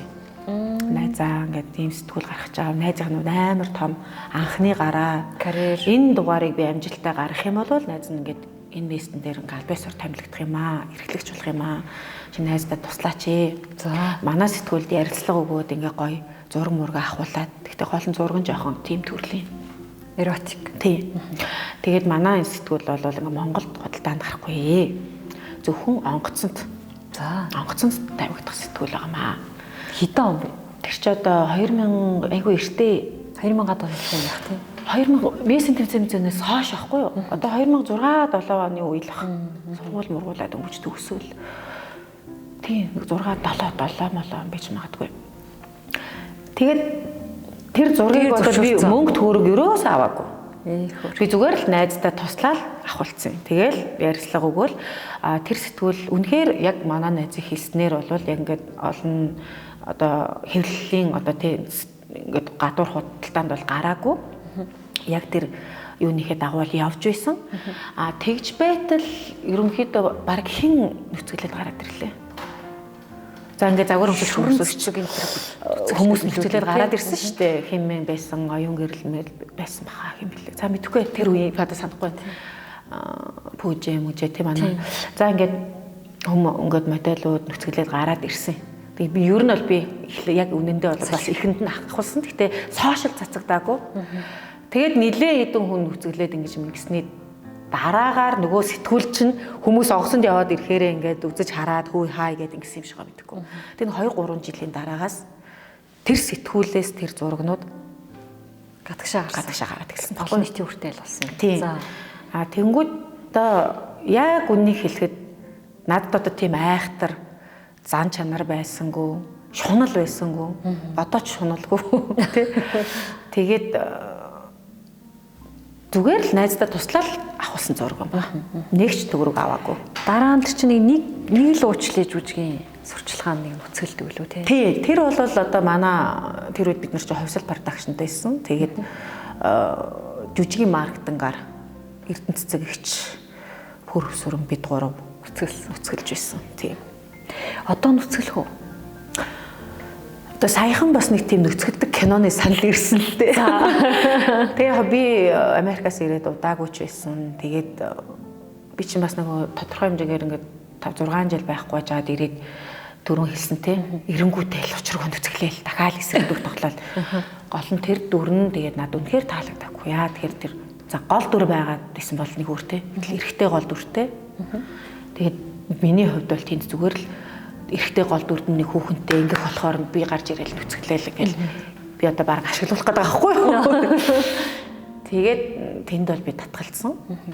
Тэгээд яг ер нь бол тэр үед бол би чи их хүн штэ. Одоо миний хүү 9 настай том болно. Том залуу болсон штэ тий. Одоо ч том болсон. Тийм одоо энэ чинь ингээд ухаан суугаад эхэлсэн штэ тий. Тэгэхээр тиймэрхүү юм бодоод би яг энэ тал дээр бол жоохон цензуртэй хандна. Ямар зохиол яагаад нүцгэлж байгаа юм? Ямар зорилгоор тий? Хэний дүрд тоглоод нийгэмд ямар мессеж өгөх гээд байгаа юм тий? Энэ бүх юмнаас шалтгаалж ээж хэрвээ үнэхээр боломжийн тий зөвшөөрөгдөжэвэл бүтээл байвал тийм бүтээл байж чадах юм байна. Тэрнээс тэр нэг арилжааны маягийн юмд очиод ингээд талчганаад явахыг бол би л зөвшөөрөхгүй. Эротик кинонд дүр бүтээхийг хүсдэг гэж ярьсан байсан. Одоо энэ хүсэл хэвээрээ? Гүү би хүсдэг гэж яриаггүй. Бас л тэр мушгсан уу? Тийм мушгаа байсан байна. Хүсдэг гэж бол яриаггүй. Зүгээр үнэхээр яг саяны хэлснээр тийм үнэхээр тийм одоо сайн зохиол бол хин нэгэн хүн байгаа тий. Тэнд нэг дүр яваад ингээд нэг юм нийгэмд хэлж байгаа мессеж нь өгөгдөлттэй тий үн цэнтэй бол яагаад болохгүй гэж тэр утгаараа. Тэрнээс ш тийм арилжааны маягийн зүгээр л нэг ингээд талчганаал тий. Тийм амар хямдхан тий. Тэгж бодож байна. Театрт амьдрах отгон цэцгийн он жил хязгаартай юу? Би бол хязгааргүй гэж бодож байна. Театраас Би өөргөө бол яг ер нь бол яг л театрын хүн гэж боддог. Энэ театр өөрөө амьтай, сүнстэй, одоо юу гэдэг хүмүүс янз янзаар дэлдэг л дээ. Тэгээд ер нь бол ариун сүм. Энэ театрт ажиллаж байгаа гарсан хүмүүс маш олон байгаа. Амьдралаа дуустал нь ажиллаж амьдэрсэн хүмүүс байгаа. Одоо ч насаараа ингээл ажиллаад явж байгаа ч хүмүүс байгаа. Ажилласаар байгаа тэтгэвртэй гарцсан ахмадууд ч байгаа. Ажиллах гад амьдралаа залгуулчих гад эхэлж байгаа залуучууд ч байгаа. Энд нэг л тийм юу байгаа. Хүний амьдрал тааварлашгүй. Хүн хаана ажиллах, хаана амьдрах, ямар хамт олонтой байх гэдэг өөр айгүй чухалтай. Цалин багтай байсан ч гэсэн хүний хамт олон, халуун дулаан, уур амьсгалтай, зөв энергитэй байхад хүн тэр ажил дээр бол амар тогтох дуртай байдаг. Сөрөг, ядгуурлан гадуурхалтай, үл ойлголцол ихтэй, дарамт ихтэй бол тий баг цалинтай газар хүн гээд хоргодож бол байхгүй. Тэгэхээр энэ бол ер нь ганцхан театр биш байхгүй юу? Ямар ч байгууллага, албан байгууллага, ямар ч хамт олонд зөв удирдлага, зөв маркетинг, зөв зохион байгуулалт, халуун дулаан хамт олонны уур амьсгал, нэг нэгэ хайрладаг, хүндэлдэг, итгэдэг, түшдэг, тулдаг, дэмждэг тийм зөв бодлоготой хамт олон байж чадах юм бол тэнд хүн байгаад л байдаг. Энэ тийм орчин мөн үү те таны? Би одоо яг энд байгаа учраас би тийм болоод байж байгаа л гэж би бодож байна. Цаг хугацаа өнгөрөхөд бол юм өөрчлөгддөг те. Гэтэ ямар болохыг билж мэдэхгүй. Байгаа л бол тийм байгаад байна л гэсэн үг. Хэр дурлам таам бэ? Би амар голомхой. Амар голомхой. Тэгэхээр ер нь тийм амар дурламтгай шүү. Гэтэ нэг дурлахаараа ер нь амар хүчтэй, Гүнзгий дурлал. амар гүнзгий дурладаг. Ер нь жоохон тийм үнэнч төрлийн. Хавар ирж гин гоё хайрыг хүсье. Сайхан дурлалыг хүсье. Чин үнэнч тийм хаз жаргалтай амьдралыг өргөе. Ялангуяа ярилцсанд баярлалаа. Баярлалаа. Тэгээд нэвтрүүлэгтээ бас урьж оролцуулсанд баярлалаа. Яг миний хувьд яг нэг айгүйх нөгөө нэвтрүүлгийн санал банал ирдгэлтэй.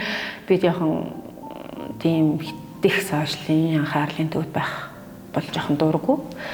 Миний сошиал аккаунтаа оруулдаг юм бол ийм жүжиг тоглолоо, ийм уран бүтээлд орлоо, ийм дүрд гарлаач гэдэг юм уу те. Ер нь жоохон тийм уран бүтээлтэй холбоотой юм аа л оруулах тавтай. Тэрнээс тийм хувийн амьдралаа ер нь их их дэлгээд байх анхаарлын төвд ороход бол ер нь бол жоохон дурггүй.